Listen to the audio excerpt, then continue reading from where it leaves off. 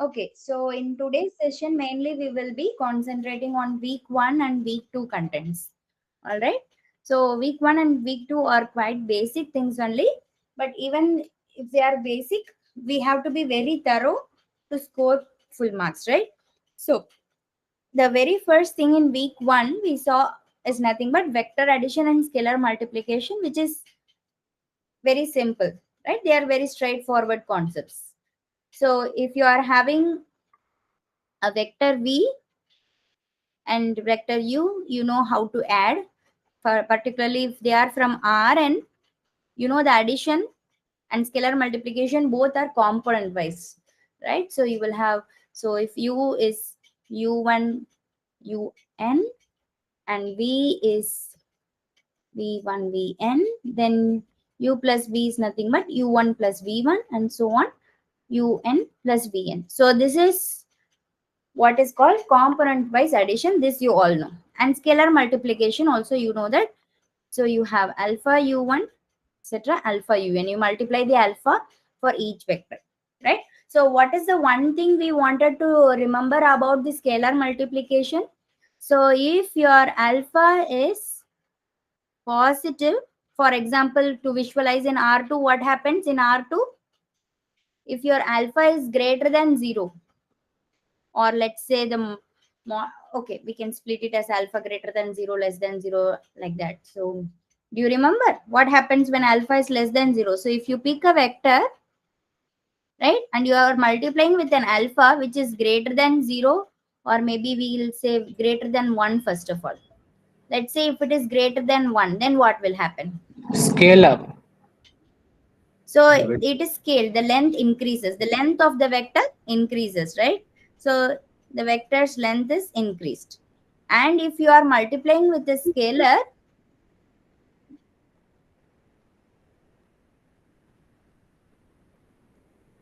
which is between 0 and 1, then what will happen? Lie on the same line. It will still lie on the same line, but the length will shrink. Compression. Yeah, Increase. yeah, the length will shrink. And if the similar thing happens for a negative value, it will be just on the same line but in the other direction, right? So if your alpha is greater than 1, or if it is in all these case, the direction is same. Direction is same, right? But for this, length decreases, here length increases, right? And if you have alpha minus alpha, like alpha is less than 0, then the direction is opposite, right? But everything, all for all this alpha, the vector is still on the same line. Okay, so this is for the negative direction, right? So for anything, alpha u will still lie on the same line only. Okay, that is the main takeaway from here. Okay, fine. And regarding matrices, so usually we represent the number of rows in a matrix by m and the number of columns in a matrix by n. So if you have a matrix with m rows and n column, what is the size of the matrix? M into N. Yeah, right. So we have an m by n matrix. Now what are the usual matrix operations you have? You have addition, scalar multiplication. Addition is component wise, just like we did for vectors. Scalar multiplication, also you multiply the scalar for the entire matrix. And then matrix multiplication and transpose. So these concepts, I guess you all are very familiar with. I don't have to explain these concepts here, right? Just a simple question maybe I'll ask from multiplication maybe. Suppose let us say you are having an m by n matrix and you are having some matrix like this. So when is the matrix multiplication possible? What should be the number of rows for B? N. So that matrix, yeah, N. n. So only when the number of rows for B is n, you can do the matrix multiplication. Now what will be the size of the resulting matrix? MK. M cross M N. cross K. Right? So this is the basic criteria for matrix multiplication, right? Okay. Now let us say you are having an m by n matrix. Now what is the size of the transpose? N cross M. M cross M. N N cross cross M. Right? Now, what is A transpose Ij? What is the JI. ijth entry of A transpose? A. Ji. Right? This is the definition of transpose. Right? All right. Okay. So now, for example, suppose you are having M by N matrix where M is not equal to N. Such matrices are called Rectangular. rectangular matrix. And if your M is equal to N, then it is a square matrix. So now I'll just write some matrices. You tell me which matrix is what. Okay.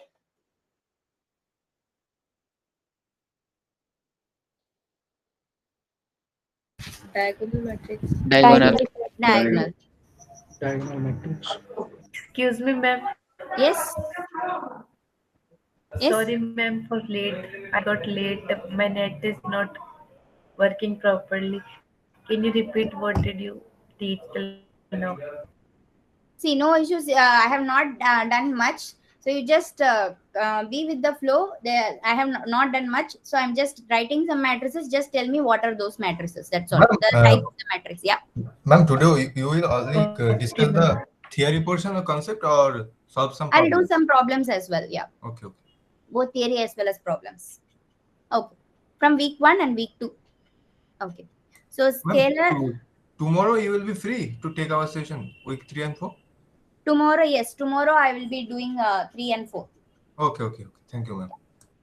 So let's say you are having a matrix like this. What do you call? And This there is diagonal. also a session of Diagonal. This is Scalar. diagonal, it's fine. Identity But also, matrix. but Scalar also matrix. Scalar. Identity matrix. right? Also. Because it is minus 3 times of identity. It is not identity. It is minus 3 times of identity. So any scalar you can write it as alpha times of identity. Right? But you cannot write a diagonal matrix like that. Okay. What about this matrix? Null matrix. Zero matrix. rectangular and identity Null matrix. Right? This is a null matrix. Yeah. And of course, you know this. What is this? Identity. Identity. Identity matrix. But is this scalar? Is this Yes. scalar? Yes. Diagonal? Yes. Is this Yes, diagonal? It is diagonal, scalar, and also it is identity. Right? Okay. Now,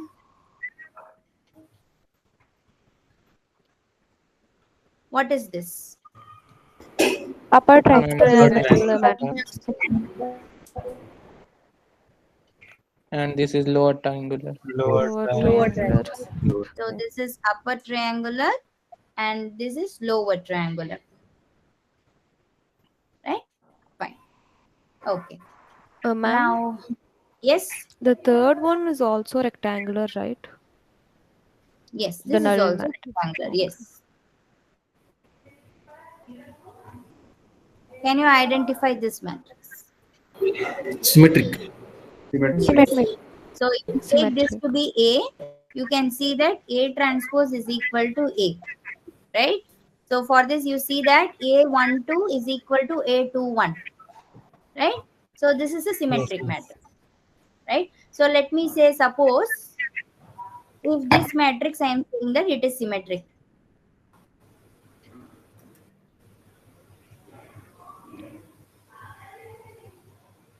If this matrix is symmetric, fill out these entries. 5 and minus 1. 1, 3, 1, 3, 5. So what is the entry here? 5. 5. Here? 3. 3. 3. Here? Minus 1. Minus Okay, fine. So these are the very basic things you should know about matrices, right? Fine. Okay, now let's try to answer this question. So let's say you are having two matrices B and C. Okay, so B is a matrix like this. What is the size of the matrix B first of all? 3 How cross many 3 rows? by 2. And how many? What is the size of C? 2 into 2. 2 by 2 cross 2. Okay, which of the following options are true for a matrix A such that AB is equal to C? Okay, so you want a matrix A such that AB is first of all possible and also AB should be equal to C. First of all, what can be the size of A? Can you tell me? 2 cross 3.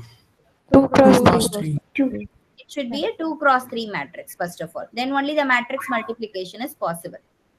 Right? Okay. Now let us just randomly write a 2 cross 3 matrix. A, B, C, D, E, F. I'm just using variables. Okay, 2 rows and 3 columns. Okay. Now if you do A into B, what will you get? If you do A into B, what will you get? A, C, A D, F Minus. multiplied with 1 0 0 1 minus 1 0.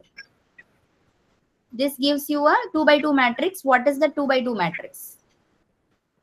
A minus A C. minus C. A minus A C, minus C, B, D, B. D minus and F, then you have B, D D minus minus F. F, and And E. and E. E. and E. Right? Now it is given that AB is equal to C.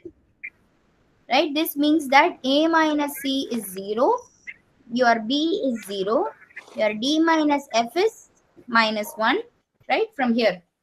And then your E is 2.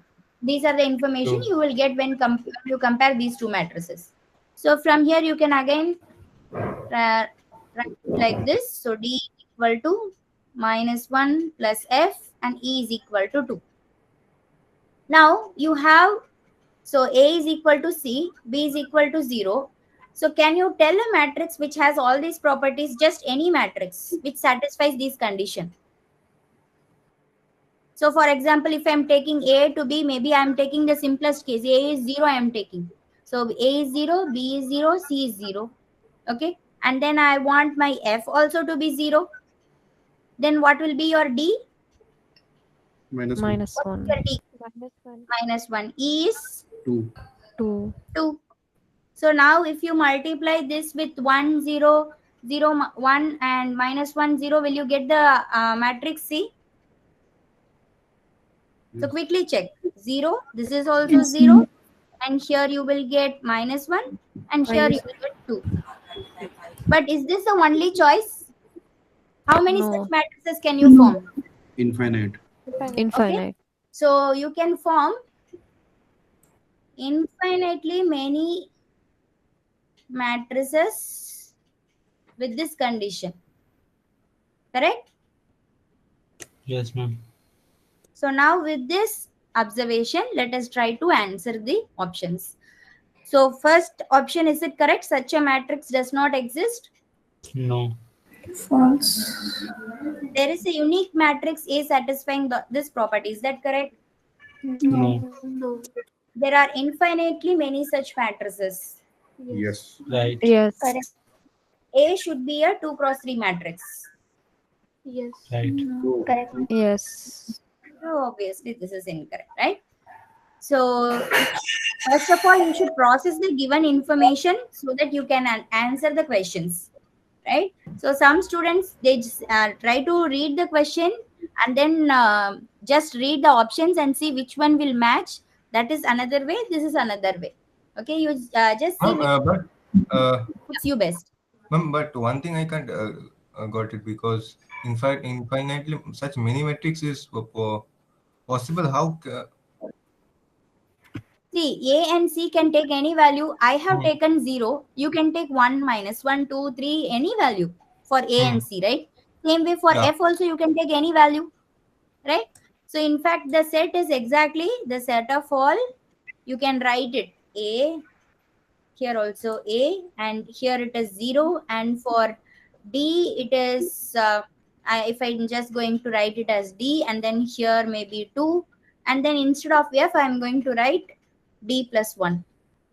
Okay, where A and D can vary all over R.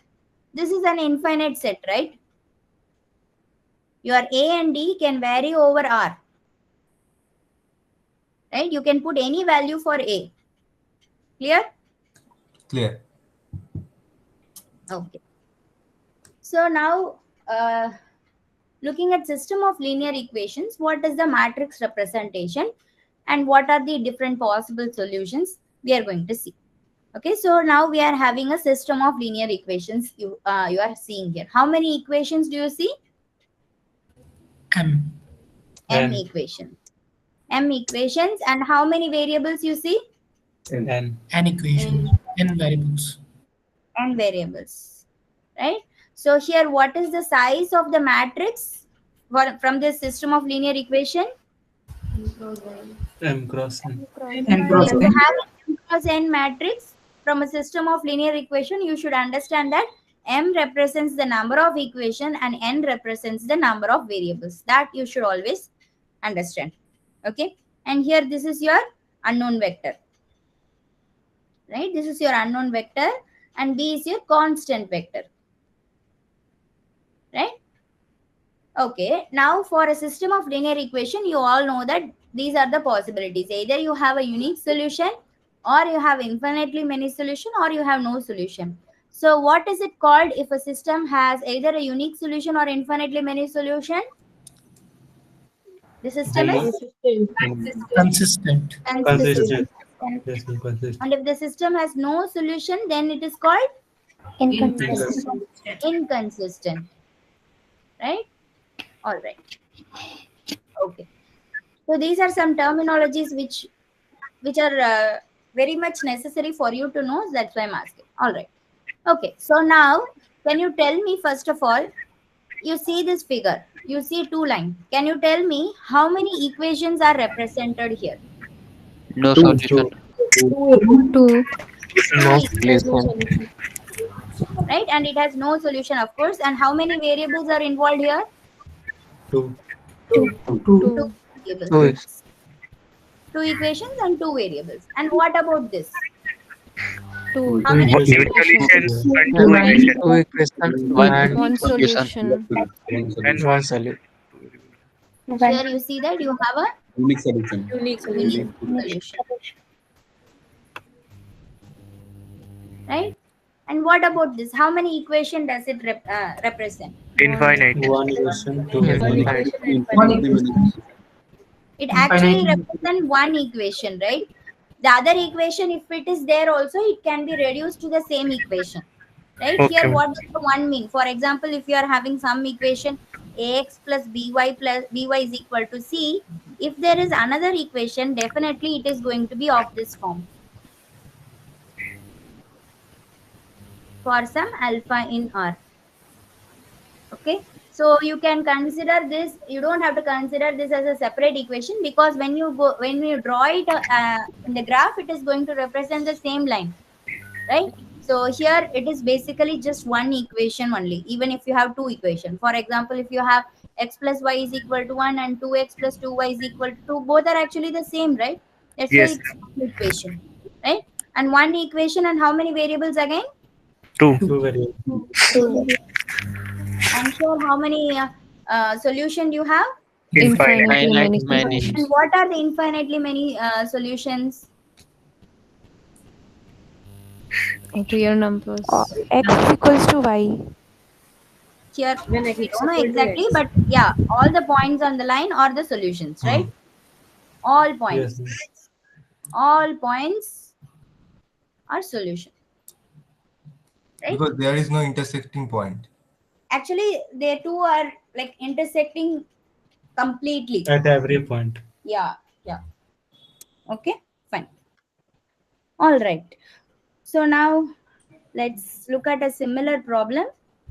Match the system of linear equation in column A with their number of solutions in column B and their geometric representation in column C and answer the following question. So you have x plus y is equal to 3 and x minus y is equal to minus 3. So how many equations you have and how many variables you have? Two equations, Variable. First of all, it is a system which can be represented in R2 or R3. R2. Right? And how can we know that whether this system has a unique solution or not? What is the Unique, matrix because By representation? solving the equation, it is a unique solution. If you do the matrix both the equations are representation, different. That does not guarantee that it has a unique solution, right? Ma'am, please you speak. Sorry. Please you speak. Okay, fine. So let me write the matrix representation here. Let's write 1, 1, 1 minus 1. Is there any particular method from just by looking at the matrix? Can you tell that it be a unique solution? What is that concept? Determinant. Right? Determinant of the matrix. Let's say this is A. So what is determinant of A? -1, -1, -2. -2, and it is non-zero. So that tells you that this matrix is invertible. So if it is invertible, you know that Ax is equal to B will definitely have a unique solution. Unique solution. Right? So you see that this is actually coinciding with this here. Right? So it Second has one a has no unique solution. solution and it is represented by this. Clear? Yes, All right. ma'am. Now you Yes. see Second one has that no solution. here, first of all, you see that it is of this form: ax plus by plus cz is equal to d. What does this represent in general in R3? It represents Plane. It Plane. represents, Equation of plane. Equation right? of plane. Yeah, it is a plane. Now you see you are having two planes, right?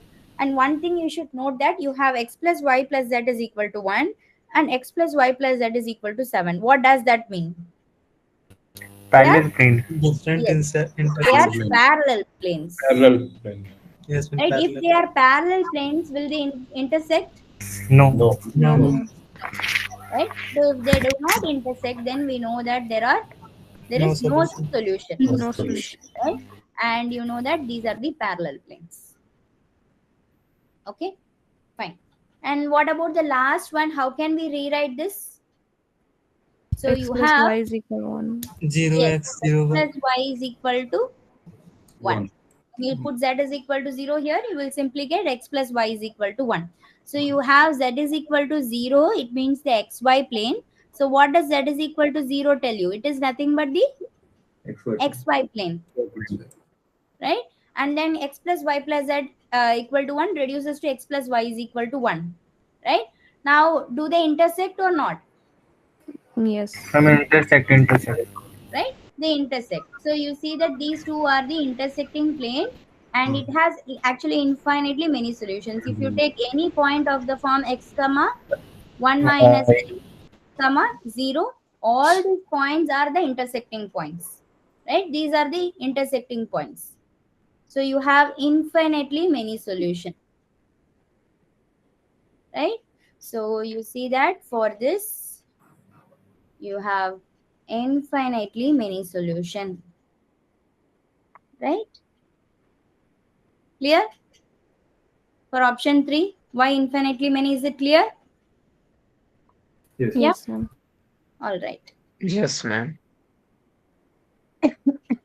Yeah. Okay. So now moving to the next important part, which is the determinants, right?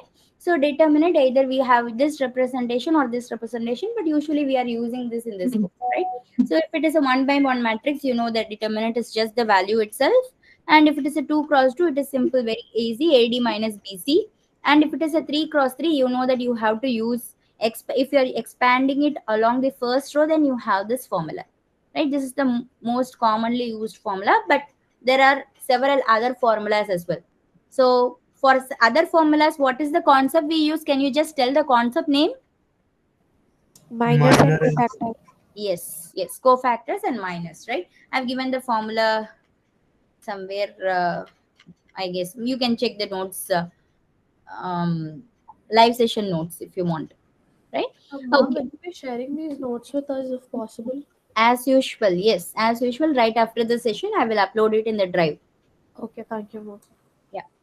Okay. What is the determinant of any identity matrix? It can be of any n by n matrix. What is the determinant of? Yeah. 1. 1. Determinant of any n by n identity matrix is always 1. So can you relate the determinant of A transpose to determinant of A? Equal, they are equal. They are equal. Right? What is the determinant of product of matrices? Determinant of A into determinant of B. Determinant of A into determinant of B. If both of them are square matrices, na, ma'am, then this condition will satisfy. Determinant we can find only. Yes, Determinant is only valid for square Mhm. matrix. Yes, That's why yes. I'm asking. Provided the determinant is first of all defined there. Yes. Okay. This is valid for square matrices. Right. Ma'am, Yeah.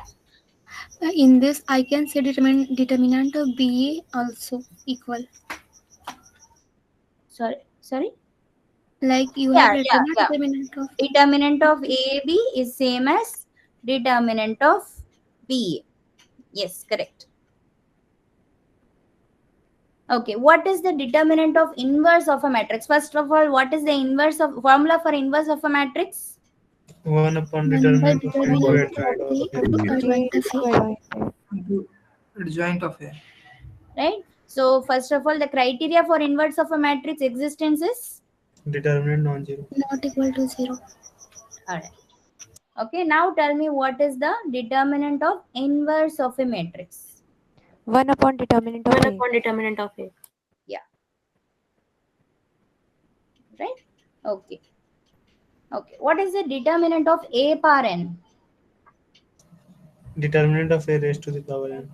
Yeah, determinant of A Raised to the power. whole power Hmm. n. And what is determinant of A transpose A? Determinant of A square. So first of all, you have to split them using the product of matrices formula. So you first get determinant of A transpose into determinant of A, and then you have to apply the property of the symmetric property of a matrix. So you not symmetric property, the transpose of a matrix. So you see that this is determinant of A only. So you will get determinant of A the whole square. Okay, fine. And what about determinant of P inverse AP? Determinant of A. Determinant of A. Determinant of A. Yeah. All right. Fine. These are Ma'am, some. Yes. ma'am, I'm having a small doubt. Yeah. In the previous page, since determinant of A inverse is equal to 1 by det of A, Yeah. can we say adjoint determinant is equal to 1? Why? Always. No. No. Why will that happen? Okay, ma'am. Fine. Ma'am, the last problem. Determinant of adjoint of A. ma'am. Sorry, what? Determinant of adjoint of A. I guess I have included a problem where we are discussing about determinant of adjoint of a matrix. We'll do that. Okay. Okay, ma'am. Ma'am, Yes. one thing. The last problem. Go to last problem. If I say P inverse AP equal to identity matrix, okay. Mm-hmm. If I set this condition, then can I say that A is an identity matrix? Yes. Yes. But how to do it in a subjective way? So your question is, if P inverse AP is equal to I, then can I prove A is equal to I? Yes, because if I'm just multiplying by P and P inverse on the pre-multiplying and post-multiplying by P inverse, right? On both sides, let us say. Then you see that here P inverse is identity. P inverse is again identity.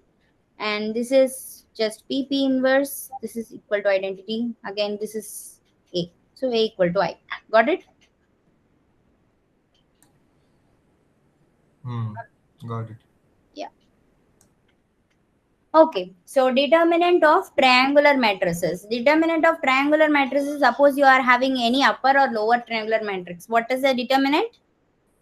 Product of diagonals. Sum of the diagonals. The column. 0. 0. Zero. Yeah.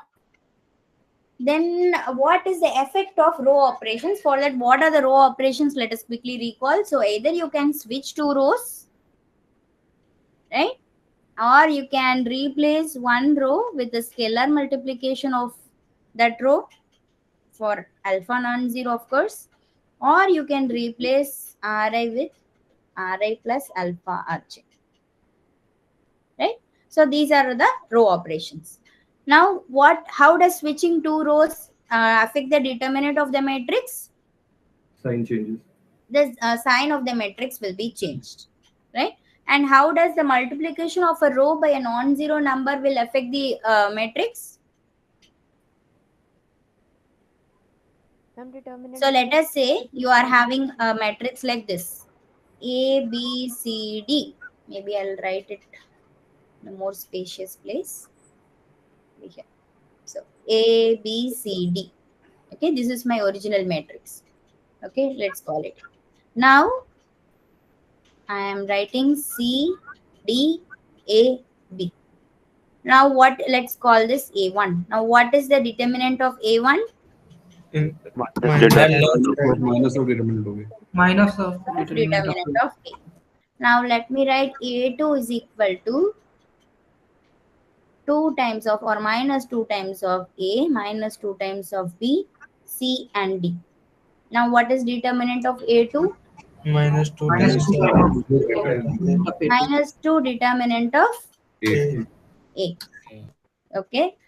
Now what about this? Let's say A plus A minus C, B minus D, and then C, D. What about determinant of A3? Same. Determinant of A. Unchanged. A is Same. equal to A. Unchanged. Same. Okay. Now what about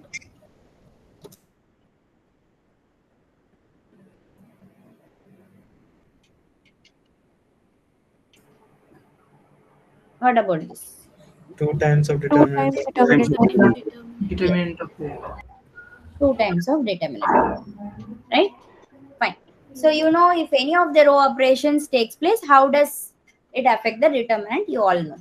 Right? Okay. If A is an n by n matrix, okay, and you are multiplying an scalar throughout A. See, now if I have multiplied minus 2 throughout this matrix, what would have happened? So let us say I'm considering 2A. Then I minus 2A. So it means what is happening here? Minus 2.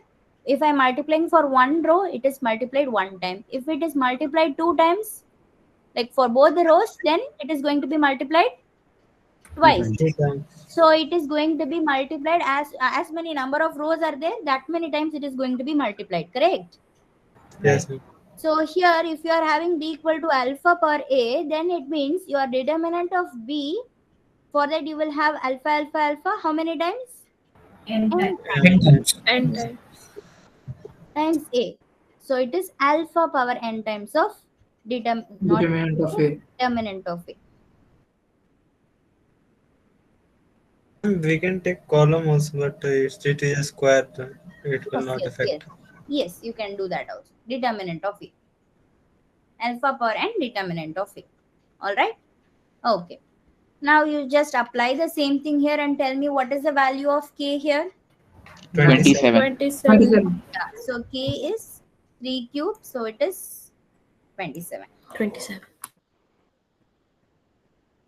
Fine. Okay. Let A be a 3 by 3 matrix with non-zero determinant. Okay. If B is a matrix obtained from A by multiplying the first row by T, then determinant of B is equal to T times of determinant. 3 times of determinant. So determinant of A, sorry. Yes. if C is a matrix obtained from B, right? Obtained from B this time by interchanging the first row with the third row. Then determinant of C is equal Minus to determinant. minus determinant Minus of A. determinant of B. Can you say the determinant in terms of determinant of A? minus T Minus times. T times of Minus T determinant times of A. determinant of A. Alright, that's all. Okay. If a matrix A contains a row which is a multiple of another row, then determinant is equal to 0. 0. Right? And if a matrix contains a row which is a linear combination, whatever properties we are looking for row, everything applies for column as well. Okay, fine. If a matrix A contains a row which is a linear combination of other rows, so if there is a linear combination, what about the determinant again? It will be 0. 0. Again, 0. Right? Okay. It is the same thing which is in two sentences. See, here I am, yes, if you understand scalar multiple as a linear combination, yes. Here I am just saying it is a multiple and here I am saying it is a linear combination. Scalar multiples are very easily visible, but linear combination is not always easily visible, right? Yes, ma'am. Yeah. So that's why I have specifically mentioned it. All right. So maybe you can have something like this. It's not just concerning about one particular column. So let's say 1 minus 1 2, and then let's say you have 2 3 and minus 5, and then let's say you have 3 2 and minus 3. What do you observe?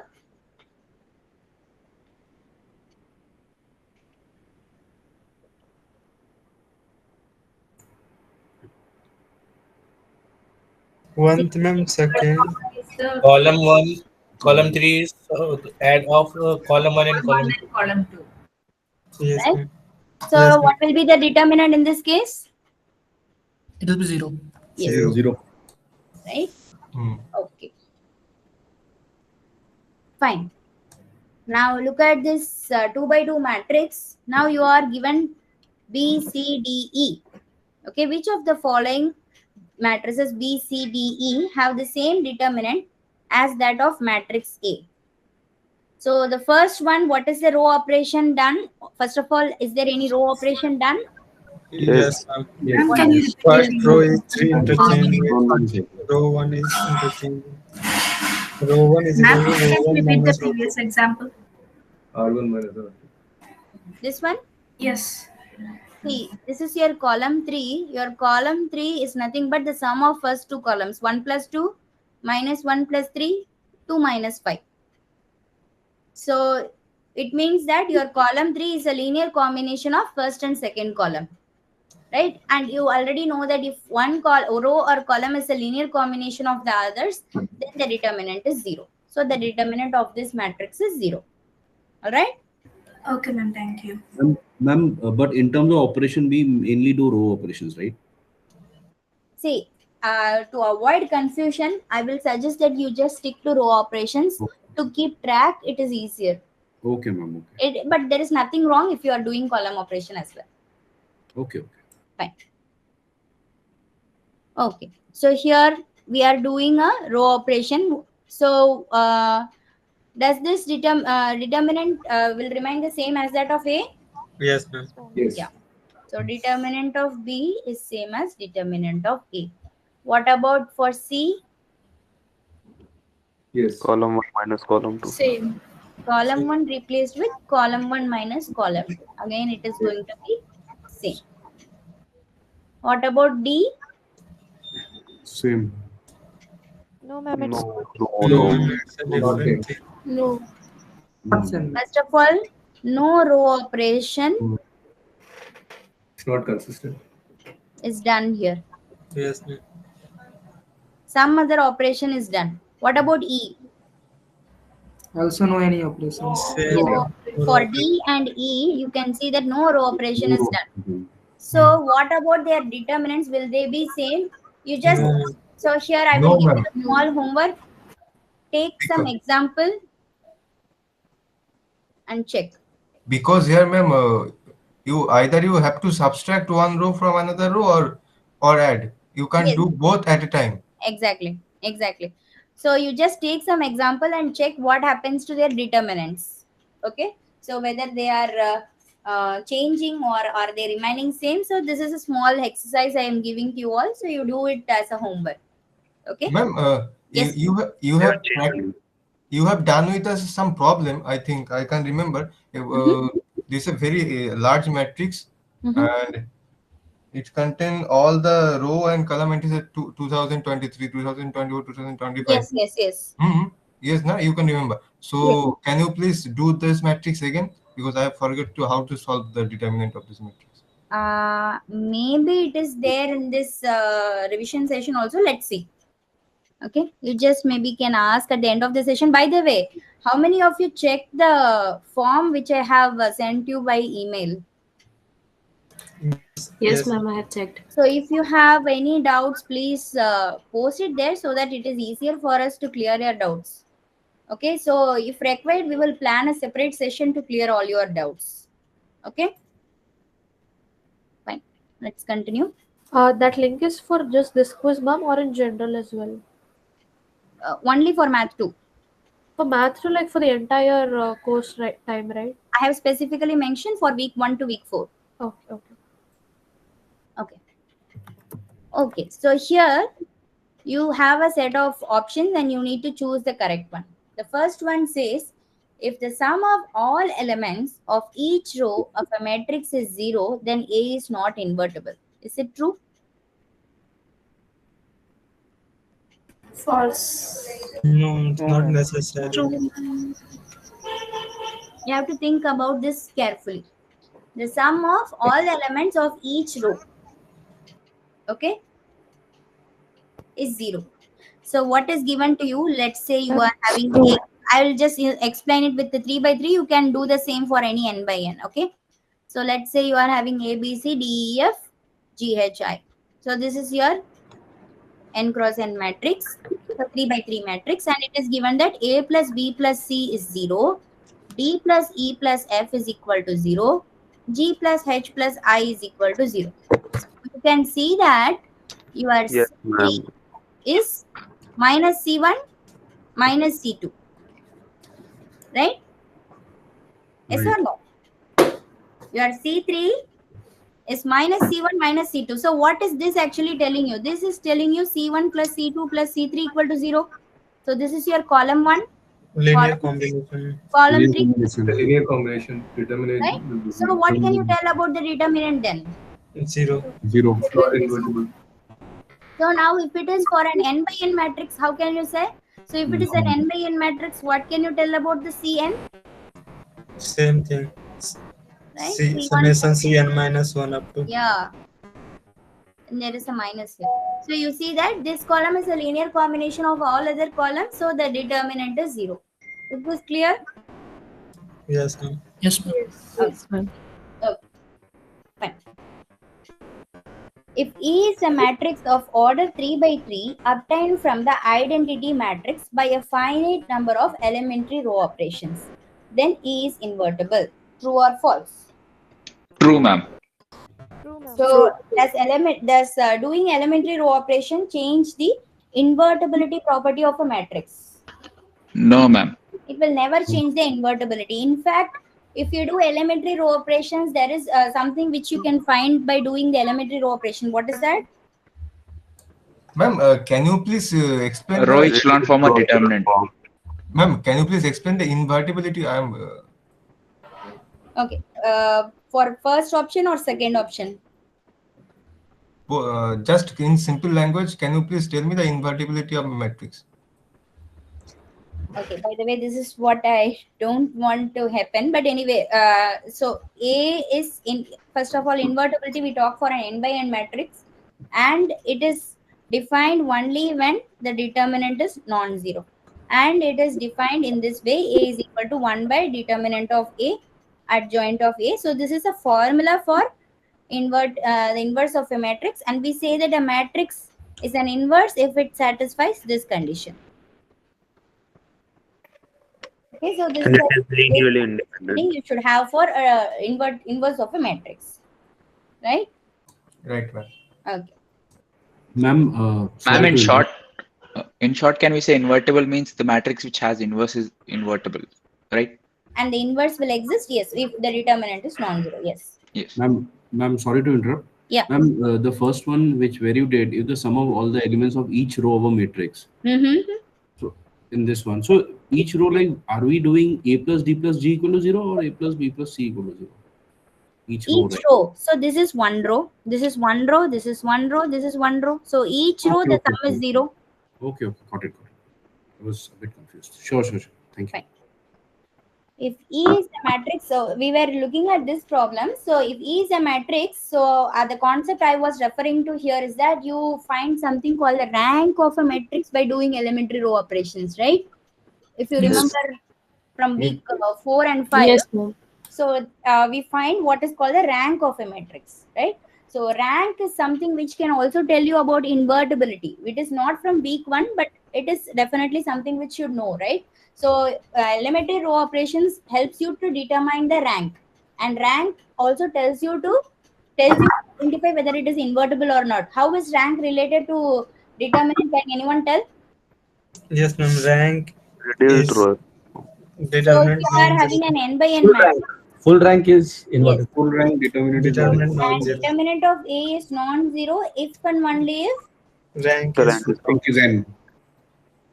Right? So you know that elementary row operations does not change the rank and hence does not change the invertibility of a matrix. So you can say that elementary row operations does not change. because of this property. Because simple as nullity should be 0. Yeah. Elementary row operations do not affect Inverse. invertibility.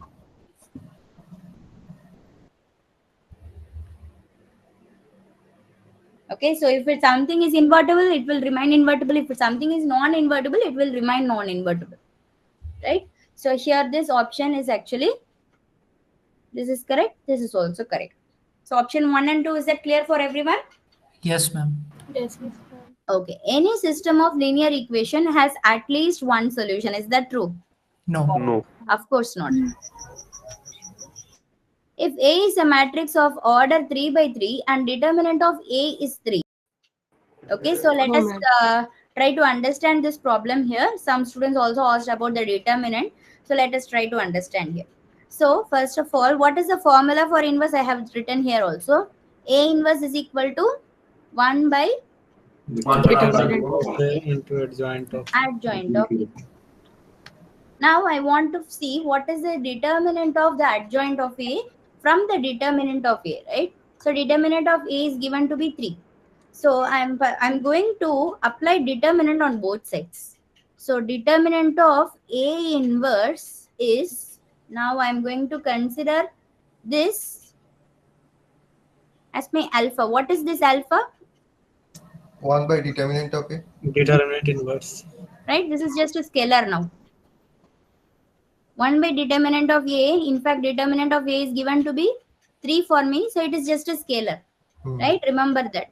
So now you have determinant of alpha times of, let me also give some name for adjoint so that it's easier to apply the formula. And let me call this adjoint of A to be B. Okay. So this I'm calling it to be B. So now this is alpha times of B. So according to the formula, what do you know?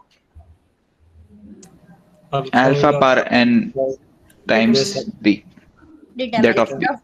Now let's apply what is alpha and what is B. So your alpha is 1 by 3 and here your n is 3. So, and determinant of adjoint of A. Now on this side here you are having determinant of A inverse. What is determinant of A inverse, by the way? 1 by that of A. So now can you tell me what should be the determinant of adjoint of A? 9. 9. Right? Which option is correct? Fifth one. Fifth. You understand? How Yes, how to find determinant of adjoint of A? You have to just use this formula. That's all. Okay. Sorry to interrupt me. Can you just quick repeat, ma'am? Just this problem only. This part. Yeah. So here you are first of all having the inverse formula here. A inverse is 1 by determinant of A adjoint of A. Right? And then we are applying determinant on both sides. Now you notice that this is just a scalar. Right? This is just a number. So I'm replacing this entire thing with alpha. And this I'm writing as a matrix B. So this is nothing but determinant of alpha B, which I can write it as alpha power n times of determinant of B. All right. So now you see that here alpha is nothing but 1 by 3 and n is 3 and B is adjoint of A, and here determinant of A inverse is 1 by determinant of A. So you get 1 by 3. Simplification gives you the answer. Clear? Thank you, ma'am. Yeah. Ma'am, you are taking determinant in both sides, no? Yes. Yes. So, ma'am, the alpha in portion, how is it's coming? Alpha power n, no? That is the formula we have just seen here. If you remember, determinant of alpha A is alpha power n times of determinant of A. All right. Okay. N is the row number, no? Yes. Or order. Yeah, size of the matrix. Here A is a square matrix. So size of the matrix A. Ma'am, suppose a matrix is 3 cross 2, okay? Yes. What is the order of the matrix? What is the order of the matrix? 3 cross 2 only. Only for square matrices you can represent it. I can say it is a matrix of size order n or m. So then only it will make sense. Only for square matrices. Otherwise, it will not make sense, right? No, 3 cross 2 will be the product. Means 6 will be the order, no? No, you never say that. No. It does not make sense at all. You never say like that. Okay. Okay. Fine. Okay, so here you are having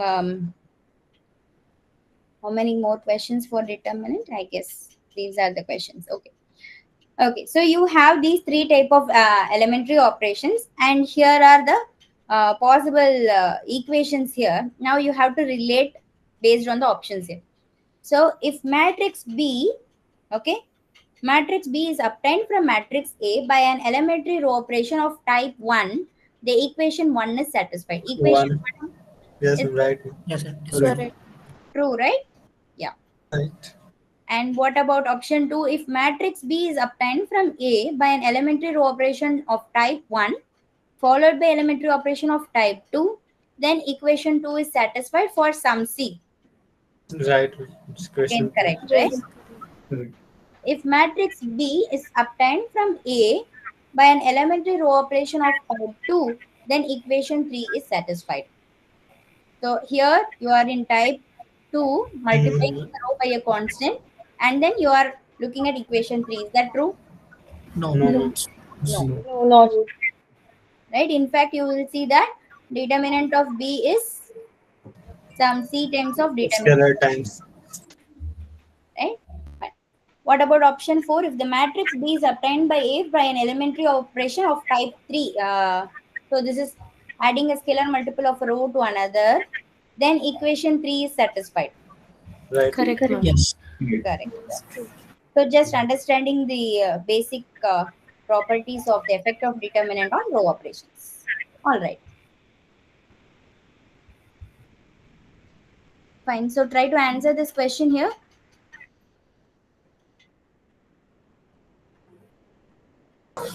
Ma'am, what is type 3 in the previous question? Adding a scalar multiple of a row to another.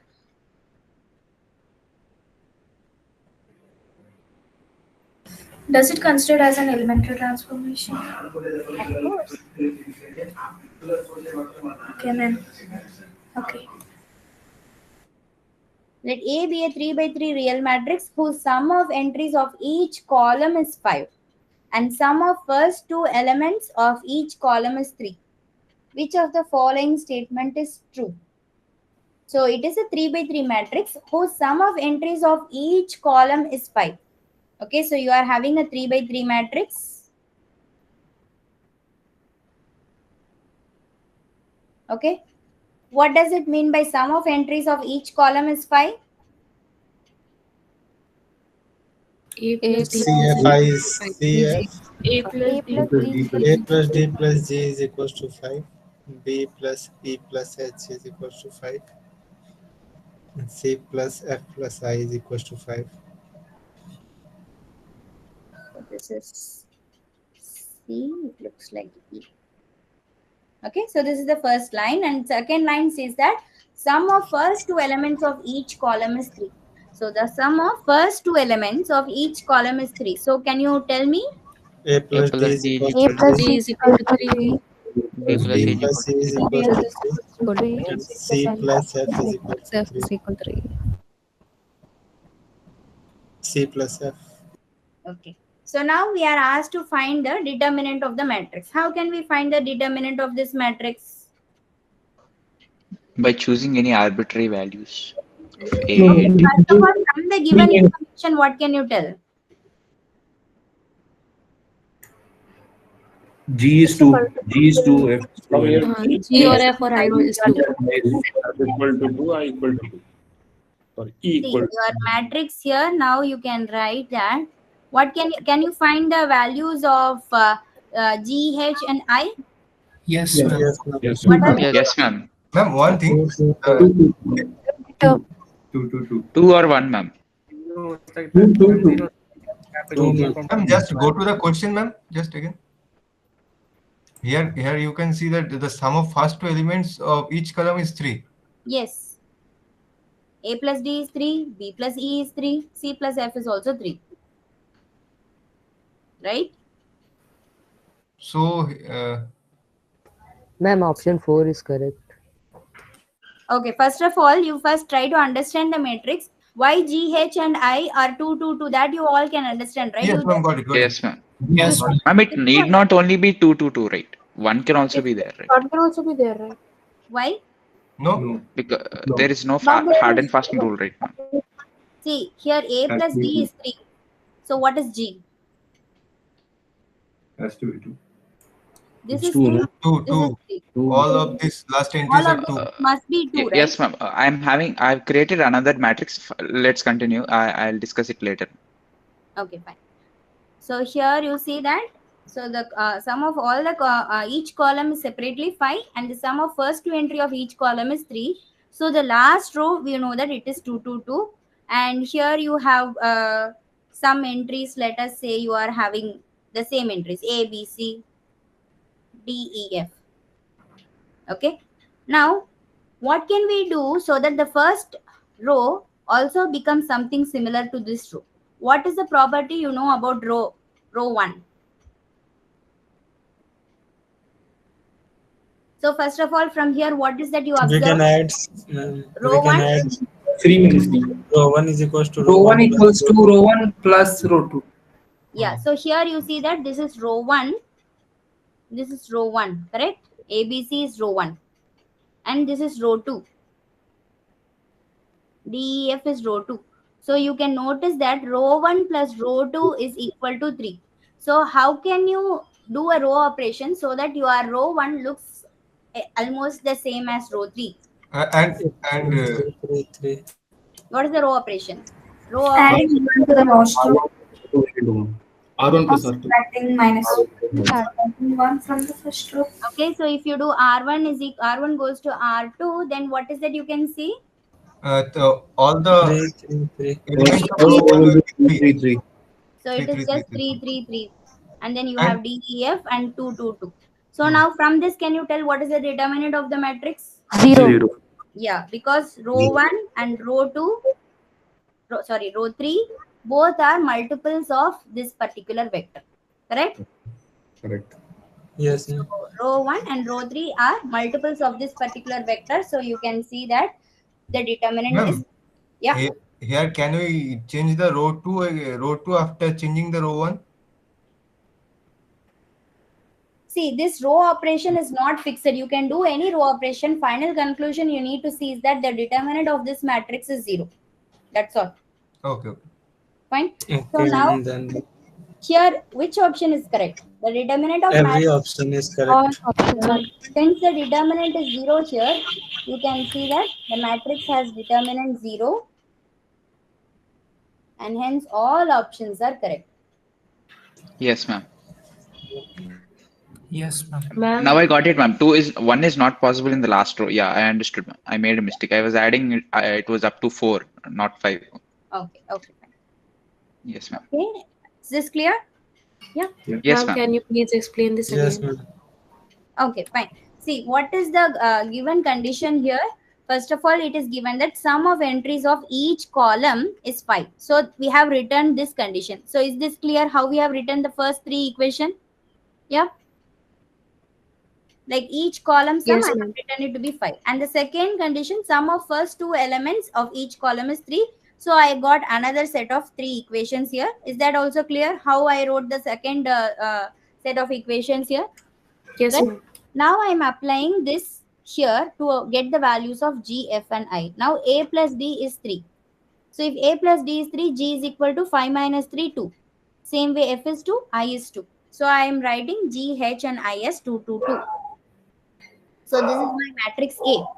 Now what is the observation I see from this equation? Row 1 plus row 2 is 3. So I am replacing my row 1 with row 1 plus row 2. So this is 3, 3, 3. This is 2, 2, 2. Right? Or if this is confusing, maybe I can precisely write what is the relation between row 1 and row 3. Can anyone tell what is the relation between row 1 and row 3? Row 1 is equal to? Ma'am, row 1 is equals to 3 by 2 times. 2 by 3. 3 and 2 common कर सकते हैं matrix में से, तो ma'am दो रोज same हो जाएंगे, 1 1 1 and 1. 3 by 2 R3. 3 by 2 R3. 3 by 2 R3, right? I can write R3 here. 3 by 2 times of R3. So this is your R3, and you will get R1 is 3 by 2 times of R3. So it is a scalar multiple of the other row. So it means you know that the determinant is 0. Is that clear now? हाँ ma'am, अगर हम ऐसे देखें कि determinant of ए 0 आ गया है, और उसके बाद हम अगर चेक करें कि ये स्केलर मल्टीपल होगा कुछ किसी भी डिजिट का, तो ये क्या पॉसिबल है? सेकेंड रो के लिए क्या पॉसिबल हो सकता है ये? Okay, by the way, see, I can poorly understand Hindi, and I don't know how many of the students here understand Hindi, but yeah, I understand what's your question. I guess. So you are asking that since the determinant is 0, it is a multiple of any number here, right? So if you do this similar row operations with maybe some other row operation also, you will still get the determinant to be 0, and this still the same property works here. It is a multiple of any number because it is just 0. That's all. And you don't have to specifically do this particular row operation. You can maybe do some other row operation, maybe for DEF also you can do the similar row operation. The second row you can do the similar row operation, and still you will get the same. Yes. I don't know whether I answered your question. Anyway. Yes. Okay, fine. Because all the rows is scalar multiple of 1 1 1. That's why. Yeah. All right. So here is the formula for determinant in terms of minors and cofactors. This is also something which you should know in case there are questions which are based on this formula, right? Okay. In previous 2 R1 equal to 3 by R3, right? Yeah. Actually, I'm thinking about R3 equal to 3 by 2 R1. Yes. Let's see. Let's check that. R3 by 2 times of 2 2 2. This is your R3 is 3 3 3. So this is 3 by 2 times of R3, and this I got as R1. What's wrong here? Okay, ma'am. Okay, let A be a square matrix of order 3 and B be a matrix that is obtained by adding L times the first row of A to the third row of A and adding M times the second row of A to the first row of A. If determinant of A is equal to N, then find out the value of determinant of K A square B inverse. So first of all, B is a matrix that is obtained by adding L times the first row of A. So it means what is happening? Row 3 is row 3 plus L times of R1, correct? This is the meaning of the first statement, correct? By adding L times of first row to third row. This is the first statement. And then what is the second statement saying? It looks like I striked it out. And adding M times the second row of A to the first row of A. And then row 1 is replaced with M times of row 1 plus M times of row R2. M times of R2.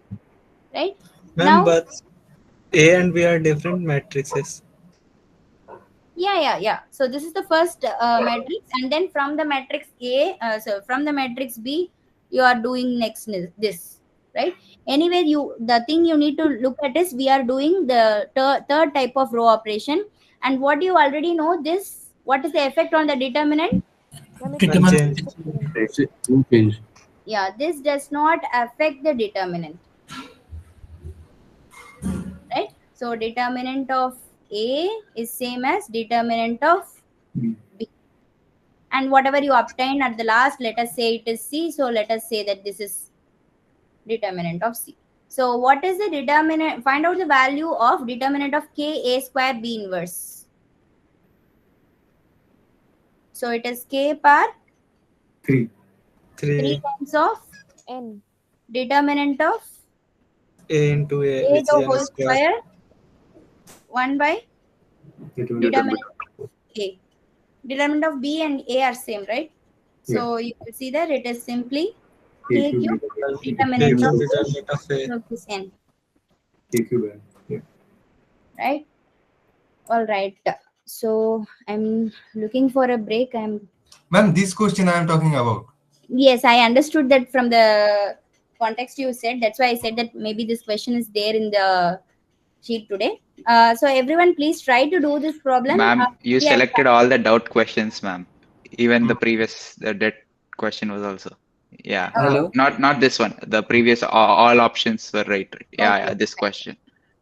Thank you so much. Ma'am, I Yes, don't yes. know why Babul is making fun of me.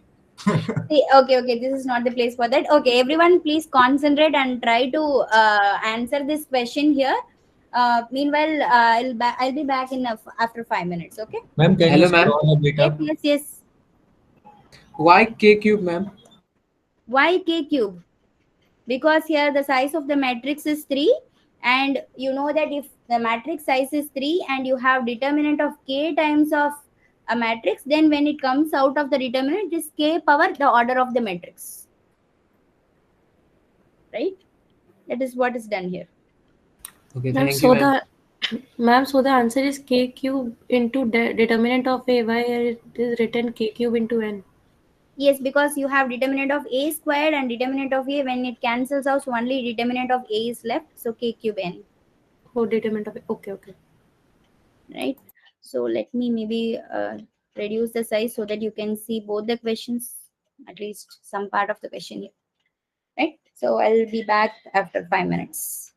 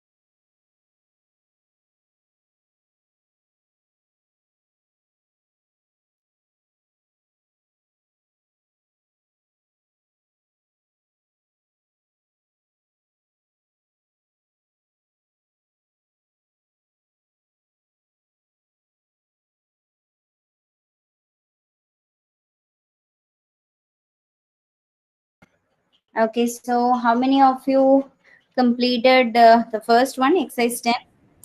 Ma'am, in this Yeah. case, the determinant of B, Yeah. determinant of A equal to minus of determinant of B because of change in one row, switching one row. Okay, And so which row has changed? the second and first. Yeah, so you can notice that row 1 and row 2 are interchanged here, right? Yeah. Yeah. So the And first row C is, down here and this is going here. So determinant of B is equal to determinant of A. and Yes? option 4 is correct. Ma'am, option 2. Option No, C. Oh, sorry, Option, sorry. 2 Option and 4 D are is correct. correct. Yeah. 2 and 4 are correct. 2 and 4 are So correct. this is correct and this is incorrect. Yeah. And what happens in C? In C, from here, Is a multiple of 2. Scalar multiple. right? So from here, you do this and get this, and from here, you do this and get this. So you see that determinant of C is 2 times of determinant of B. and determinant of B is minus determinant of A. So fourth option is correct. So fourth option. Clear? Ma'am, Yes, can you find out the determinant of A in terms of integer? Maybe you have to do some row reduction and do it. I don't want to do it here. If you want, you can try it out. So it is you have to. Subtract, ma'am, we can do after subtracting. Yes, just some row reduction will help you, I guess. Yeah. Fine. Okay, what about this one? Ma'am, So option second and third. okay, so let's see what is first of all trace of A. Trace of A is nothing but the sum of the diagonal elements. This all of you know, right? Okay, now they are asking about determinant of A minus CA. All this question is about determinant of A minus CA, where A is a 2 by 2 matrix. So maybe first let us try to understand what is determinant of A minus CI. So here you have A is some matrix A, B, C, D,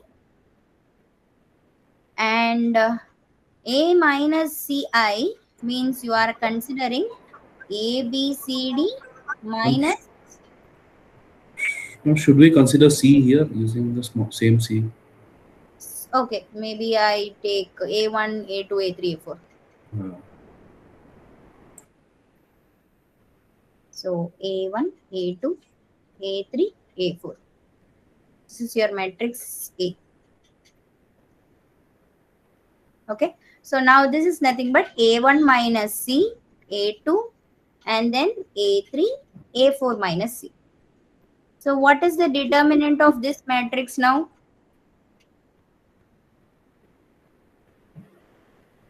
A1 minus C Into A4 minus C. minus A2, A2, A3. A3.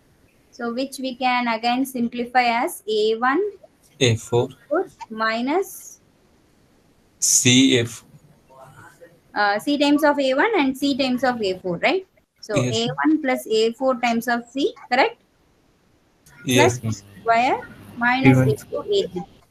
So rearranging them, you can see that it is C square minus A1 plus A4 times of C plus A1, A4 minus A2, A3.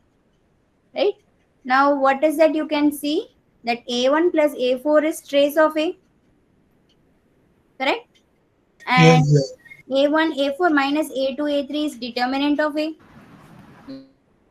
Yeah.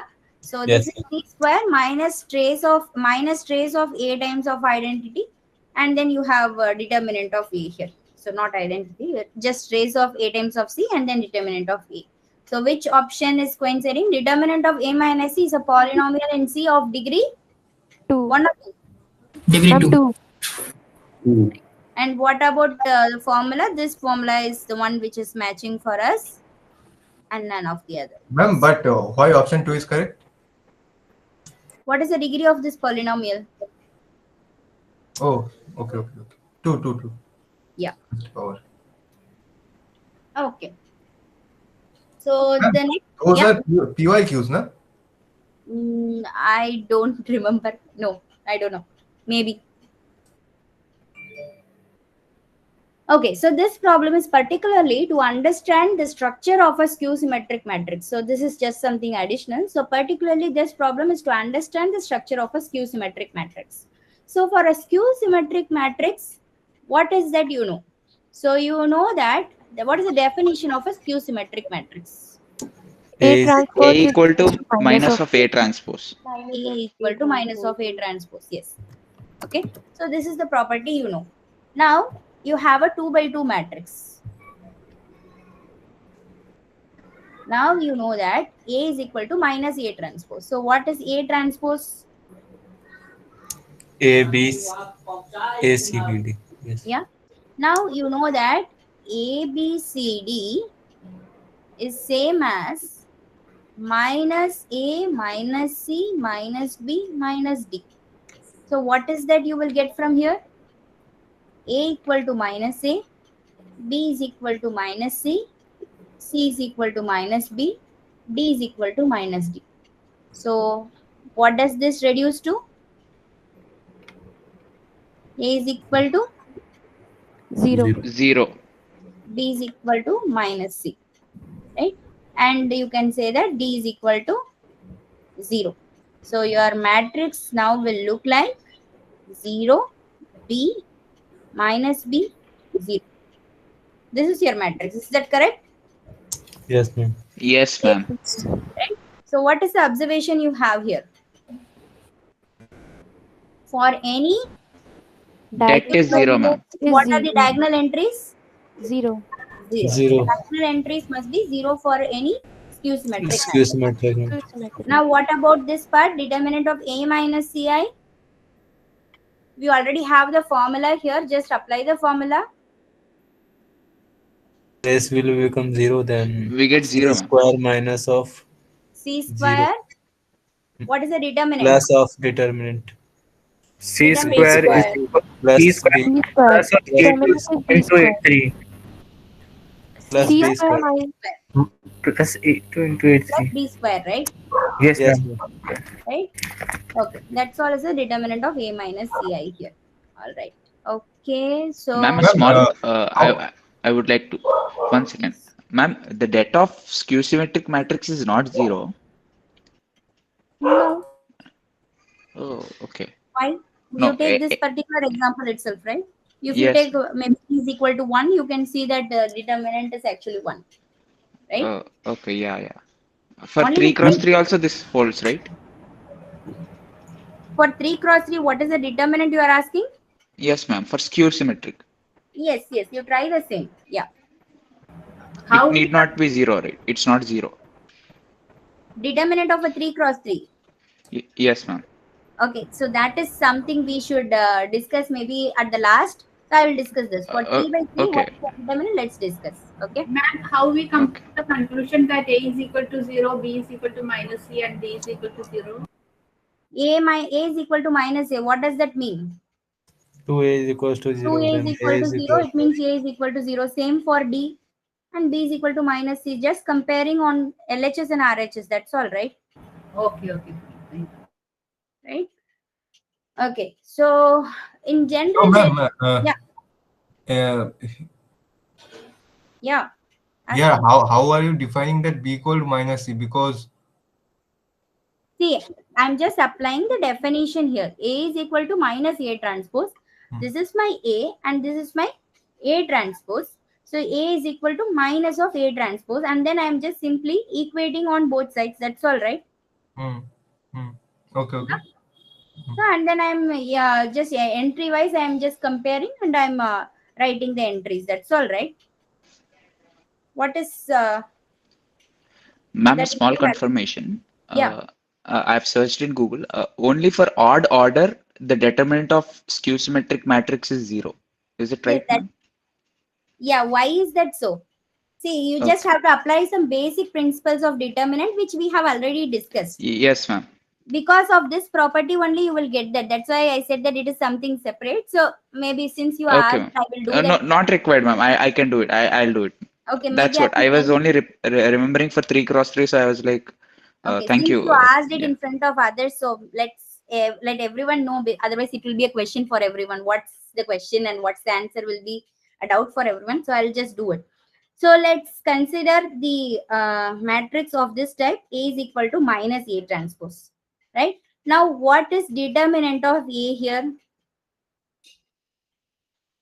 What is determinant of A here? Minus of determinant of A. Determinant of, hold on, determinant of minus A transpose, right?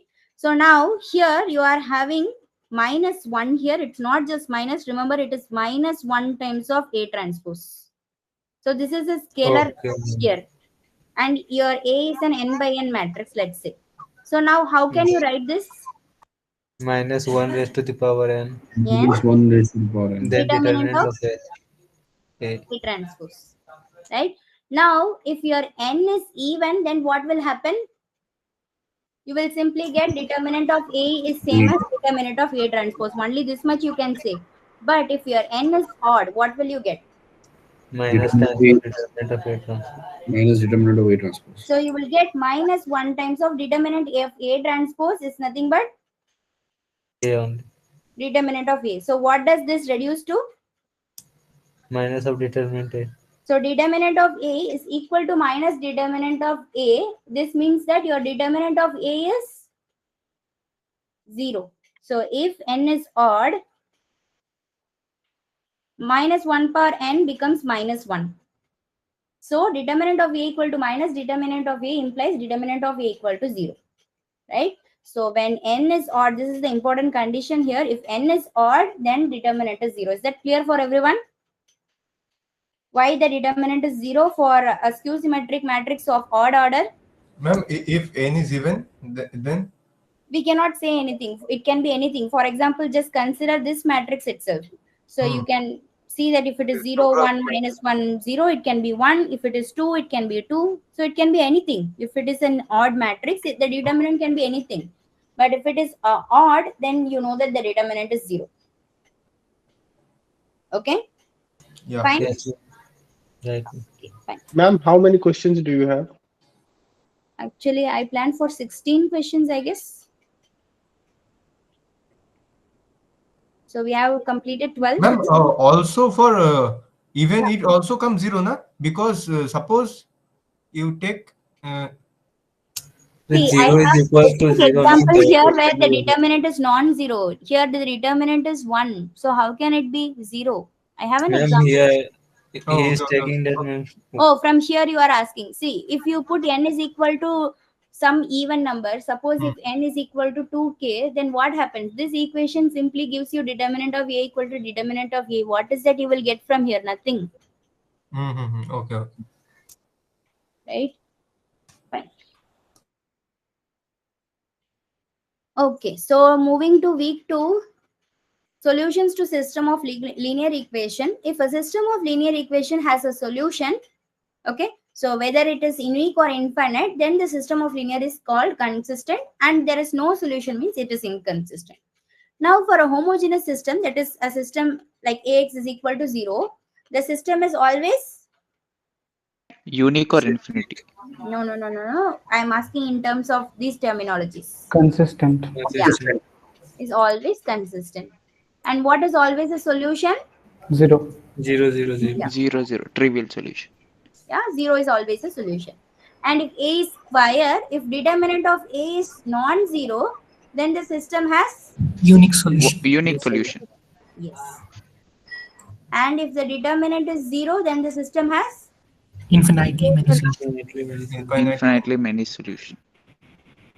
And suppose your matrix is rectangular, that is A is an m by n matrix, where A is the number of row. M is the number of rows. Okay, it is rows, but in terms of the system, it is number of equations. And also for equations, unique solution, it will be variables. Yeah. Let me complete this and then you can ask your doubt. Now, if m is greater than n, what can be the maximum value of rank? N, ma'am. But what is the property behind this? Since week 5 is completed, I can ask this question. Rank of A for an m by n matrix, what is the property you have? Is less than or equal to minimum of m comma n. Right? This is the property we are using, and so you know that the maximum value for rank of A is m. Ma'am, it should be n, right, ma'am? Yes, ma'am, it should be n. Sorry, the minimum. Yes. Correct. Yeah. Sorry. Thank you for pointing it out. I just overlooked it. So if m is greater than n, So the minimum value of m comma n is here n. So minimum of m comma n will be n. So you know that it is less equal to n, right? Okay. If m is greater than n and you know that rank of A is equal to n. So this scenario sometimes is referred to as full rank matrix. So then the system has Consistent. Unique solution. Infinity. Infinitely many Infinitely many solutions. What is the correct answer? Unique solution.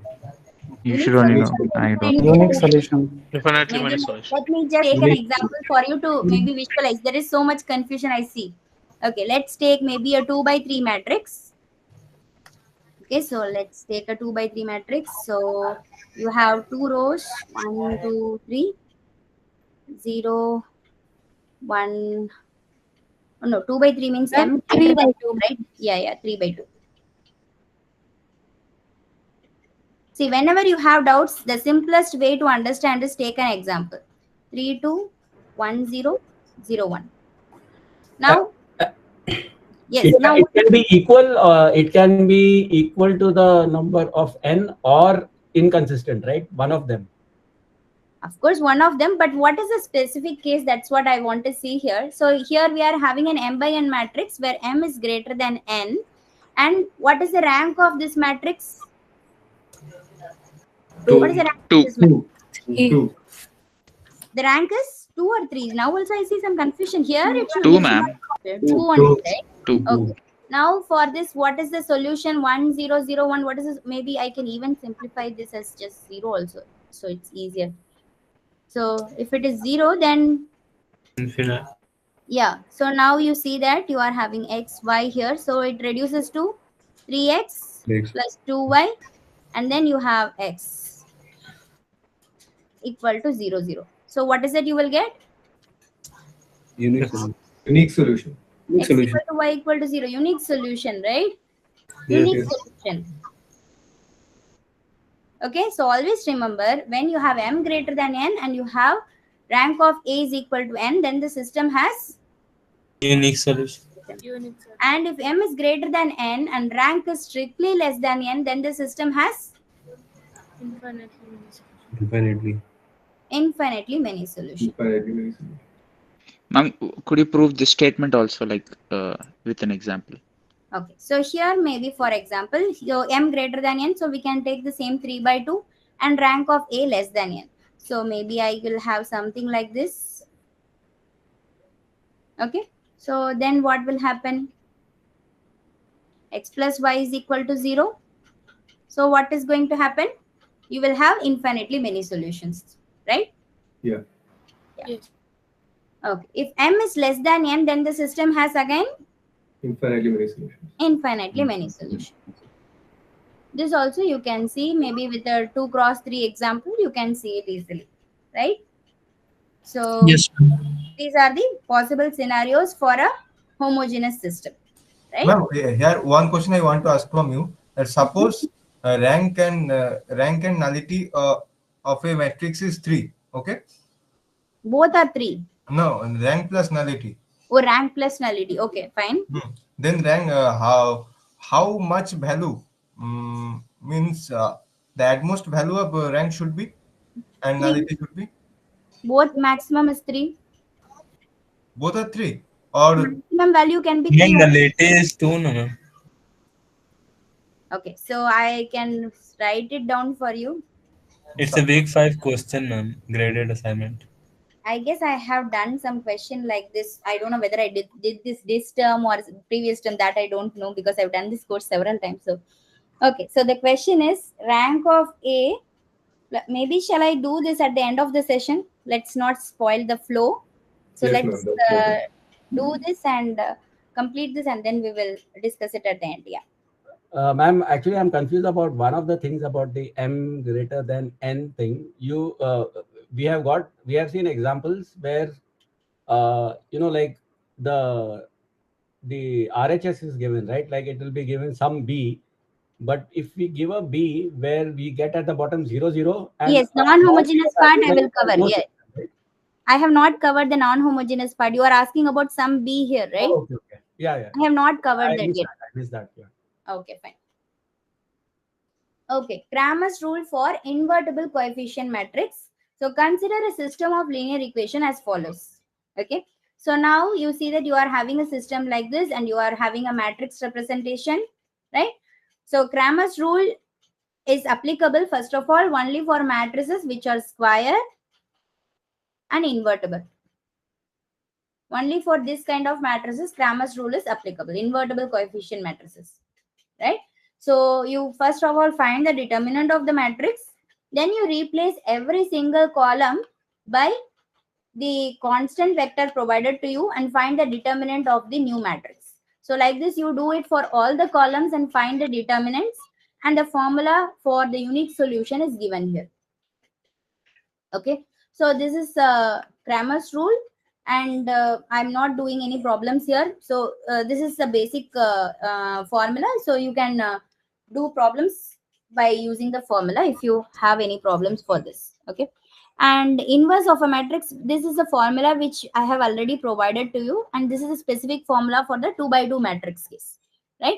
And you know that if you have a matrix A which is invertible and you have a system of Ma'am, once could you go to the previous page once? yeah. Done, ma'am. Yeah, you can move on. Okay, so if Ax is equal to B is a system of linear equation where A is invertible, then you know that your X is simply A inverse of B. You find A inverse, you multiply it with B, that will give you the unknown vector X. Okay, so this is the simplest way you can find X if A is invertible, right? So I have just expanded this statement here. Find the inverse, multiply the matrix A inverse to B, compare the column vectors to the values of A inverse B. That will give you the values of this. That's all. Okay. Now look at this question. Here you have two equations and it is given that the system has a unique solution. So if Ax is equal to B has a unique solution, what do you know about A? What do you know about A? The determinant should be Non-zero. Zero. So Ax is equal to B has unique solution, tells you that determinant is non-zero, right? It means what is the determinant of the matrix here? K? K plus 9. A minus 9. So K is non-zero. It means K should not be equal to 9. Minus 9. minus 9. So the answer here is minus 9. Clear? Yeah? Yes, ma'am. Yes. Okay, fine. Okay, so the next thing is Gauss elimination method. So Gauss elimination method, why is the Gauss elimination method first of all required? For matrices Ax is equal to B, both the techniques which we saw earlier involves matrices which are invertible. So first of all, we are only dealing with square matrices in both the scenario. But how to solve matrices for general scenario, like A can be rectangular or A can be square with determinant 0, then how to solve the system? For that, we are using Gauss elimination method. Okay, so Gauss elimination method first of all involves reducing the matrix to the row echelon form or reduced row echelon form. So what is this row echelon form? So the first non-zero element in each row called the leading entry should be 1. Okay, and each leading entry is in a column to the right of the leading entry in the previous row. Okay, rows with all 0 elements if any or below rows having non-zero element. So these are the basic properties for row echelon form, right? For example, you see that both of these matrix satisfy all the properties given here, and these are called the pivot elements. The first non-zero element in each row, that is called the pivot. Okay. Ma'am, that row echelon form is itself is a Gauss elimination. Yes, converting a matrix to row echelon form. Actually, in this particular course, we are converting it to RREF and then we are doing, I guess. So we are converting into reduced row echelon form and then we are doing the solving of the system of equation. Yeah. So here for reduced row echelon form, you have one more condition that the leading entry in the row is the only non-zero entry in each column. So here let us consider in this column, this is the leading entry. But you see there is a non-zero entry here. in this column, right? So you see that this is not row echelon, reduced row echelon form. But here you see that for any leading entry in that particular column, that is the only non-zero entry. There are no other non-zero entries in that particular column. That says that this is an RREF matrix. Clear? The differentiation of REF and RREF? Yes? Okay. Yes, ma'am. Now, how to find the solution of AX is equal to B from reduced row echelon form? So let us assume that you already have a matrix AX is system AX is equal to B, where the matrix A is already in the RREF form. Okay. Now, what are the possibilities? So when will you have unique solution and when will you have infinitely many solution? So if A is square and invertible, first of all, your RREF form will look like this, right? Your RREF form will look like this, and you know that if it is this case, then you will have unique solution. Also, this is, suppose you are having m greater than n and rank of A is equal to n, then this will be your RREF form, and in this scenario also you will be having unique solution. What about infinitely many solutions? If m is greater than n, and here almost the same scenarios like we have seen earlier. So in this scenario, you can have infinitely many solutions, right? Here there is some assumption here that consider the case when the ith row of A is 0 and Bi entry of the matrix B is non-zero. In that case, the system of linear equation has no solution. So what is done here, you understand, right? So we are considering only the consistent part. How is that done so? For example, let us say your A is already in your RREF. Okay. Now you are having AX is equal to B. Suppose there is two scenario is possible.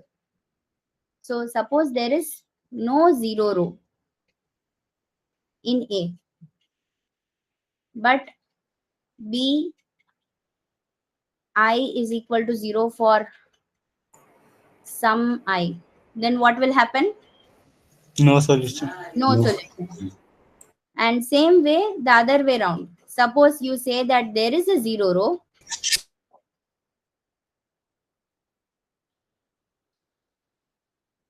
But B I is non-zero. Yeah, but Bi is all non-zero.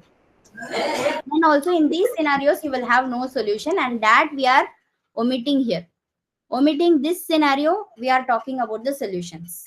Ma'am, but rank part is not in week 2. Then here we are getting solution from rank. Yes, that is what I'm saying. First, you filter out this condition. You make sure that none of these cases are there. Then you look at this rank condition. If these cases are there, then you know that no solution case, so you don't go to any of this part. Okay. Ma'am, once could you repeat case 1, ma'am? Okay, there is no zero row in A, but you have, for example, let us say you have this scenario. Okay, and you are having some zero here, or maybe here you don't have any zero row, but here you are having some zero value. Then it is possible that you are having no solution. So it is very obvious in this case, right? 1001 xy will simply give you xy, and if there is a zero here, then what happens? Right? Did I do anything? Is there any problem with what I told? Ma'am, case 1 is a bit hard for like I'm not able to interpret it. Case 2 is Yes. easy. Yes, that's what I'm also seeing here. Yes. Case 1 is not Because in case 1, solution can be 0. zero. Yes. The solution can be 0. Yeah, case 1 is maybe not correct here. Case 2 is fine, but case 1 I don't see it is going well here. No. Sorry, maybe this statement is wrong, or maybe I want to write something else. Let me check whether there are some other scenarios. But yeah, case 2 is of course definitely there. So this is the only case, or is there any other case? Maybe I will check and confirm it tomorrow itself. So there is Ma'am, yeah. case 2 is like all the rows in A are 0 and there is a column in B which should not be there. Is that what it meant, right? Case 2. Case 0, case 2 exactly means this. For example, let us say you are having a 0 row here, right? 1 0 0 0 1 is 0 2 0 like 0, right? And here you are having xy, right? And then here you are having 1 1 1. This is the case I am telling here. So then what Yes, happens? ma'am. You will get x is equal to 1, y is equal to 1, and 0 is equal to 1. This is the problem, right? You see the problem in the last place. Yes, ma'am. I understood. Yes, ma'am. Yeah. Got it. So because of this, we will have no solution. So the no solution case, we are first of all checking it right in the beginning itself. Whether this kind of a scenario is there or not, we are checking in the beginning itself. So if this scenario is there, we straight away write no solution. We don't check any of this condition here. Once this is not there, then only you go to all this part. Then you know that one of this will happen. All right. Okay. Fine. Yes, ma'am. Okay. And yeah. So the next, I guess this is the last concept for week 2. So what are dependent and independent variables? So once you have the reduced row echelon form and you are having the system Ax is equal to B, if the ith column has a leading entry of some row, we call xi a dependent variable. And if it does not have any leading entry, we call xi to be an independent variable. Okay. So since you know already the concept of matrix, are you aware that there is some relation between number of independent variables and rank? Yes. Yes, ma'am. Yes? Right? What Yes, is the ma'am. relation? Number of independent variables equal to rank. Yes. Right? They are Yes. equal. So number of Yes. dependent Independent. variables. Dependent Dependent equal variables. to rank. Yes, ma'am. Independent columns. Rank of a matrix. Yes, ma'am. Right? Sorry, my bad. Yeah. Yeah. It is dependent. Please don't get confused. It is dependent. Right? Here, Ma'am, independent column, we can say no independent column. that is a different concept. Don't bring it here, but yeah, what you're saying is correct. Number of independent columns. Here we are talking about variables. Yes, Okay. ma'am. And ma'am, is independent variables are nullity? Yes. Okay. Fine. What of which of the variables are dependent and independent? So here 1 2 0 sorry 1 0 1 0 0 0 1 0 0 0010. 0 1 0. This is your matrix. Now which columns are containing the pivot elements? This is the leading X2 and this X3 is the leading. X2, X3, ma'am. So x2 and x3 are the independent. Dependent variables. X1 and X4 are independent. Yeah. Ma'am, I'm having a doubt. Since Yeah. X1 and X4 are having 0 values such that Mm-hmm. they don't influence X2 and X3, Mm-hmm. can we like say X2 and X3 are also independent? Okay, so let us write this answer precisely and then tell the answer to your question. So if you solve the system, what will you get? X2 is equal to 1. 1 and x3 is equal to 1. 1. 1. So this is fixed or not? Yes. Yeah. Yes, ma'am. Yes. It is fixed. So either it is fixed or sometimes what happens, you see that it is plus some x1 x4 or something. So either it is fixed. See, sometimes terminologies are not precisely interpreting what is going on in the background. So here dependent tells us that it cannot be fixed, right? But here it is exactly fixed, but the terminology actually tells you that dependent means that so this value is actually kind of depending on x1 and x4. But here you see that it is fixed. What your question is completely valid, but please don't change the terminologies. It can happen that dependent variables are kind of fixed like this. Okay. Okay, Yes, ma'am. ma'am. Here we can say they are unique solutions. I don't want to confuse unique with infinitely many, so let's keep it the terminology fixed. Okay. The Okay. Yeah. variables are Let- fixed. Okay. Fine. Yes, ma'am. Okay, so here, how do you use this Gaussian elimination to solve the system of equation, right? So once you have a general system Ax is equal to B, okay, you consider the augmented matrix AB. You reduce this augmented matrix into a row reduced echelon form, right? And call the new matrix to be RC.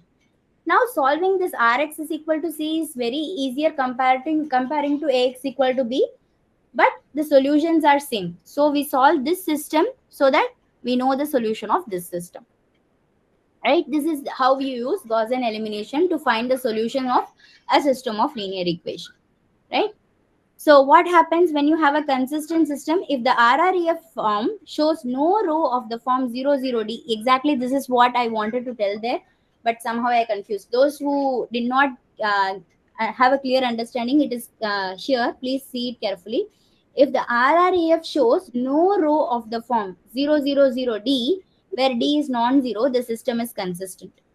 Right? This is what exactly I wanted to tell here.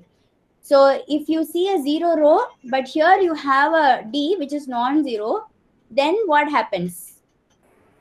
The system becomes inconsistent, right? So if there is no row of this type, then the system is consistent, right? So if there are independent variables, the solutions will have infinitely many solutions. Okay. Ma'am, a small Yeah. confirmation. This means that there is no zero row in the matrix, right? No. If there is a zero row, then No it row should of the also form. be zero. Yes. Okay. Now I understood. Got it. There should not be any value for the D side where if it is a Yeah. zero row So to be either there consistent. should Okay. be no zero row and the zero value on the other side, or if there is a zero row, then the corresponding value on the constant vector should also be zero. That's all. Yes, ma'am. Understood. Okay. And whenever there are independent variables, then the solution will be infinitely many. Okay, so these are the basic things you should know about a consistent system. And for inconsistent system, of course, this is the condition. If there is this kind of a scenario, then you have no solution. Okay, so here just to clarify, here the first step is that here if you are trying to find the solution, first step is that check if your AB RREF form of AB has any row of the form 000D, where D is non-zero. Okay, so if the answer is yes, what is the if yes, then what does it mean? It is consistent. Consistent. Inconsistent because there is Inconsistent, non-zero. right? Inconsistent. That means no solution. If no, then Consistent. then consistent, right? Then consistent, and you can look at the scenarios from here. Okay, fine. Okay, can a system Ax is equal to B have a unique solution if there are independent variables? No, ma'am. Independent than infinite. Okay, can a system with no independent variables always have a unique solution? Yes. Yes. Ma'am, could you once repeat the previous question? I missed up. It was a bit fast. Can a system Ax is equal to B, okay, can a system Ax is equal to B have a unique solution if there are independent variables? Okay. Yeah. No. Right? And can a system Ax equal to B with independent variables always have a unique solution? With no independent. With no independent variables? Yes, ma'am. Yes, ma'am. It can be inconsistent also, right? It can be inconsistent. Yes, it depends whether the reduced form Yes, has a right? row. It depends, right? Depends. Yes, ma'am. It depends. It depends on the system. You have to be That's the careful row. with that system, right? Yes, ma'am. So need not be. Ma'am, once could you re-explain this statement? Can a system Ax equal to B with no independent variable? Maybe let's look at this different scenarios here. So, okay, for this system, okay, for both of this, it is unique. Maybe here you have Independent and dependent Ma'am, in I both. guess the next question which we were discussing previously. This Yeah, one. yeah. Here we don't independent have a unique variable. solution case, right? We want to check whether it always have a unique solution or not. If two rows are multiples of each other and they have different b's, then it will values of b, then it will be inconsistent. I guess it is none of this case. So it should be something of this scenario. Then it will have. Okay, so maybe Ma'am, this. things are getting complicated now. Okay, maybe let us frame an example here where you have something like this. So let us. Ma'am, if any of the rows is zero, that means it's a dependent variable, right? It's not independent.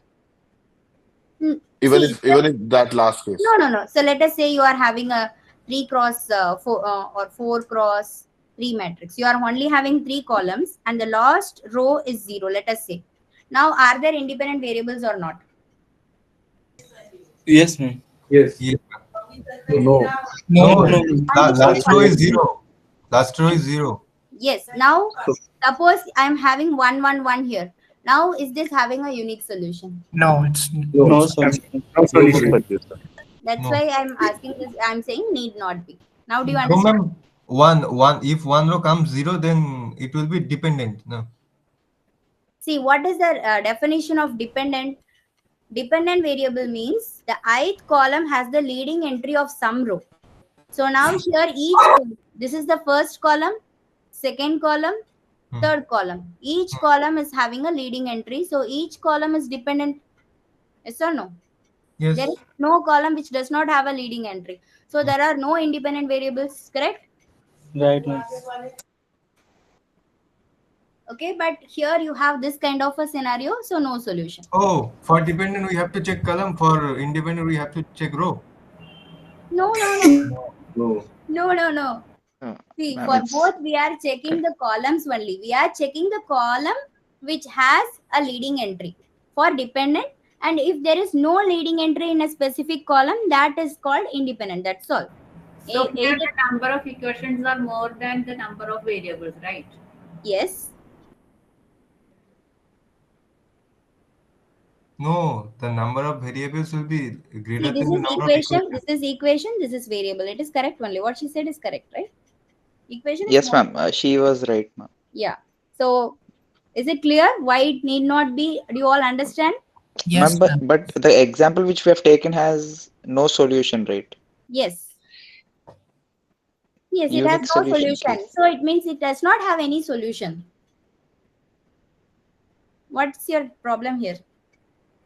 Ma'am, you do one thing. Take Yes. a page and concise those things. This is the only solution. See, Otherwise, what is things that? are getting complicated. Okay, see, one, no doubt here. Let me tell you. See, what is happening here? You have two scenarios. This is what I exactly told you. Step one, you always go through this process. For any system, you do the, you take the augmented matrix, find the RREF form. First, check this process, whether this kind of a row exists or not. If it exists, then no solution.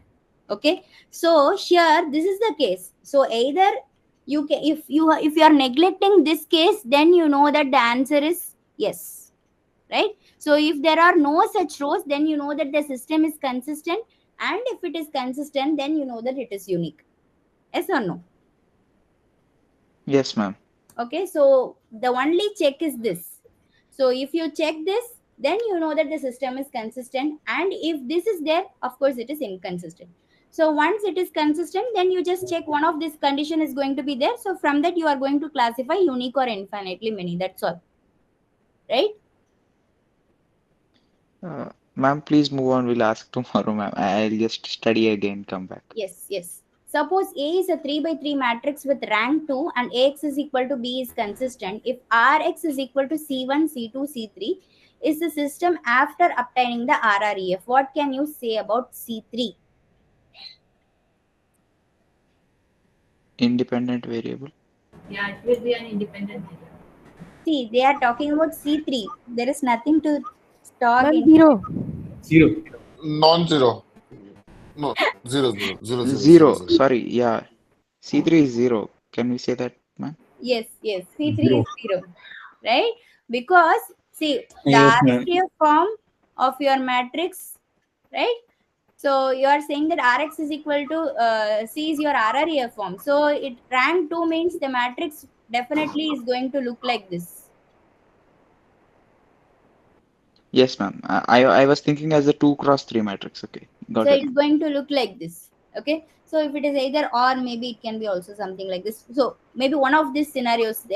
So this is also possible, or you can have one here. So yeah, this kind of scenarios are going to happen. So the main thing here is that last row is 0. That is the main thing here. Last row is 0. If the last row is 0, what you know? The corresponding constant vector should also be 0. 0, ma'am. Because the system is consistent. Right? So you know that C3 is 0. Ma'am, Yes, ma'am. C1 can also be 0 always. Why? That you don't know. Only this last row is 0. That only you have to check. See, that is how REF form is made, right? REF form, the 0 rows are at the end. Here specifically the rank is 2. Right? So this is only guaranteed. C3 is 0 is only guaranteed here. We don't know anything about C1 and Yes, C2. It yes, can ma'am. be It's anything. correct. Okay, ma'am. Okay, ma'am. Okay, it can be anything. All right, one last question. This is very straightforward only. There is nothing, but you just have to understand it correctly. Tell me what is that you need to do? Linear equations. Satisfy the point, ma'am, and Yeah, find the so value you of just C. have to see that each of this point is passing through this. Means what does it mean? This polynomial satisfies this point, right? It means what? Is A equal to plus 0 2B plus plus 4C 4C equal to 4 4. 0. 4. Same way A plus Yeah. Oh, 3B 3B plus 9C 9 equal to 6. 6 Then A plus 4B plus plus 16 plus 16C is 16C equal to 10. equal to 10. Now you have a system of linear equation. And Solve find the solution. for A, B, C and find the answer. That's all. Right? So just applying the system of equation Det is is 0, I guess, ma'am. that you have to check. I just wanted to make sure that you understand the question. So the process is the usual one. You have to solve the system and find it. So that I leave it to you. Okay, solve for Yeah, ABC this is and 0. become. That's correct. All right. Okay, so I guess I have tried to cover most of the topics from week 1 and week 2. And if you still have doubts, definitely please put it in the form. We will try to cover it either in the TA session, or if required, we will have a separate doubt clearing session as well. All right. Tomorrow also you'll be taking the session? Yes, 99% I will take the session. Why, ma'am, 1% doubt? I cannot always guarantee for something in the future, right? Okay. Future is unpredictable. This is nice strategy, ma'am. I'll also learn. All right. Okay, fine. So Thank you so much, ma'am. Thank you so much. So